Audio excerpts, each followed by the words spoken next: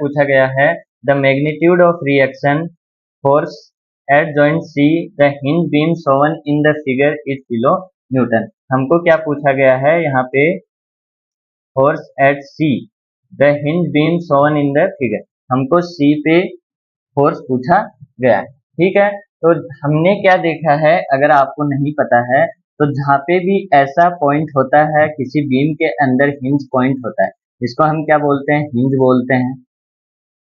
इसको हम क्या बोलते हैं, हिंज बोलते हैं। तो जहाँ पे भी हिंज पॉइंट लगा रहता है वहां से हम उस बीम को अलग कर लेते हैं और उसका क्या बना देते हैं, फ्री बॉडी डायग्राम बनाते हैं। और जब भी हम इसका फ्री बॉडी डायग्राम बनाते हैं तो ये बीम ऐसे है, एक बीम इधर है और दूसरी बीम को हम इधर करते हैं, और यहाँ पे हमारे पास एक फोर्स इधर लगता है, दूसरा इधर लगता है, और सेम इधर एक फोर्स ऐसे लगता है और दूसरा फोर्स ऐसे लगता है।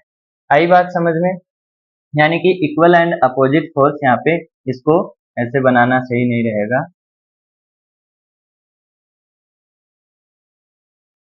इसको ऐसे बना सकते हैं। ठीक है, तो यहाँ पे जब हम इस वाले पार्ट का, क्योंकि हमको सी का पूछा है तो इस वाले पार्ट का फ्री बॉडी डायग्राम बनाएंगे, तो यहाँ पे हमने ले लिया एक फोर्स इधर, और वो क्या है, आर एक्स ले लिया। एक फोर्स हमारा इधर लग गया, उसको हमने आर वाई ले लिया। और रोलर सपोर्ट पे हमने क्या पढ़ा है, सिर्फ एक फोर्स लगता है और उसको हमने नाम दे दिया एफ सी। और यहाँ पे हमारे पास ये क्या है, डिस्ट्रीब्यूटेड लोड है, इसको हम क्या बोलते हैं, डिस्ट्रीब्यूटेड लोड बोलते हैं। तो डिस्ट्रीब्यूटेड लोड है तो इसको हम क्या मान सकते हैं, एक जगह कॉन्सेंट्रेट मान सकते हैं, और वो कितना हो जाएगा, वो हो जाएगा 10 इंटू इसकी लेंथ 4 है, तो यहाँ से समझो ये कितना है, 10 किलो न्यूटन पर मीटर है। तो पर मीटर है तो 4 मीटर का निकालेंगे तो ये मीटर से मीटर कैंसिल, और ये कितना हो जाएगा, 40 किलो न्यूटन। ठीक है, और ये कितनी डिस्टेंस पे लगेगा, ये हमारा लगेगा 2 मीटर।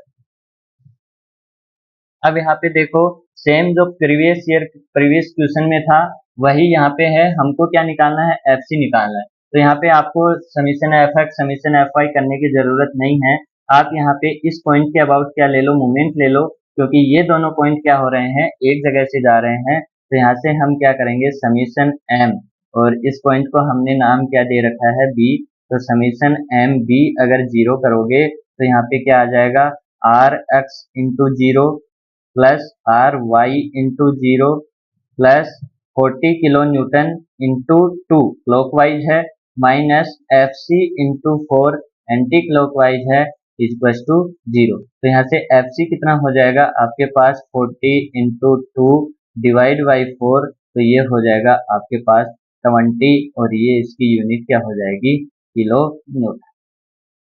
आ रही है बात समझ में? इसकी यूनिट क्या हो जाएगी आपके पास, 20 किलो न्यूटन।